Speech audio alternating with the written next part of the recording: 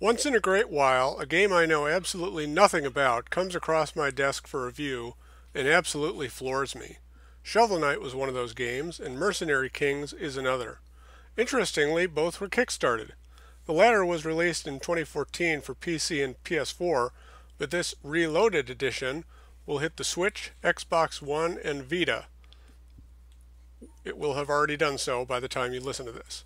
It contains new characters, quality of life improvements, and more things to craft than the original game. Trailers make Mercenary Kings look like Metal Slug, but that comparison isn't quite right. This is a unique animal that I fell madly in love with. The Mercenary Kings are a band of paramilitary action heroes out to stop Commander Baron and his evil Claw organization, Inspector Gadget not included. Baron has set up shop on the mysterious Mandragora Island and is bent on using its magical properties to create super soldiers and take over the world.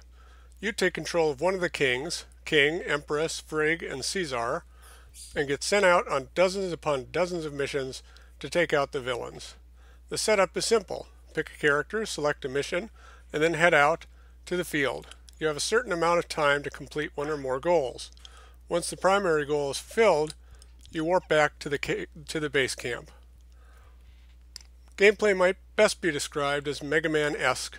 You run around surprisingly large 2D platforming levels, shooting baddies, finding materials, blowing things up, and rescuing hostages. Your character has 4 inventory slots, though it's really just 2. Your gun and radio transceiver are always there. The other slots can be used for a number of other useful things, like medkits, C4, or grenades. There's a respectable variety of enemy types that includes robots, humans, and animals. The rare boss encounter typically involves a mech of some kind with easily discernible attack patterns. Throughout each mission, all kinds of materials and crates can be found or dropped by fallen enemies. Once back at camp, this loot can be utilized to craft new guns, parts, knives, armor, etc. This is an addictive process, largely because the loot is so casually strewn about, I never felt like I had to go hunt for a specific item. Gun parts can be swapped around to create a wealth of firearms, though I appreciated that not all the parts are compatible with each other, thus keeping my OCD min-max tendencies in check. Missions are short enough that I can complete a healthy number every time I turn the game on, but a few seem more tailored towards multiplayer. Mercenary Kings encourages multiplayer, either couch co-op or online. Couch co-op involves splitting the screen into 4 quadrants. Online play is easy to set up. You turn your status from online to local, public, or friends, and then sit for a couple of minutes. There is no lobby. There is no list of people playing or trying to get a game going. You sit at base camp and wait for the other players to pop into existence. It's unclear how the game decides who's hosting, but it was never me, and thus I couldn't choose the mission. However, when playing with friends, I could create a room and choose the mission. I did not encounter any lag, drops, or other hiccups. Online works pretty darn well, and populating a game is very quick.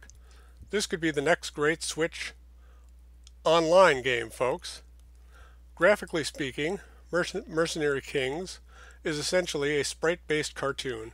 It looks great, with expressive characters and really nice environments. If the aesthetic looks familiar, it's because Tribute was the developer of that Scott Pilgrim beat-em-up from a few years back. I was initially surprised by the fact that human enemies bleed when killed, but it's always kind of over the top.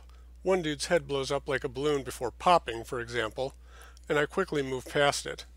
The music is phenomenal, with a couple earworms that I can't quite exorcise from my brain. Mercenary Kings is a great time by my lonesome and online, both with friends and randos. It's definitely worth checking out.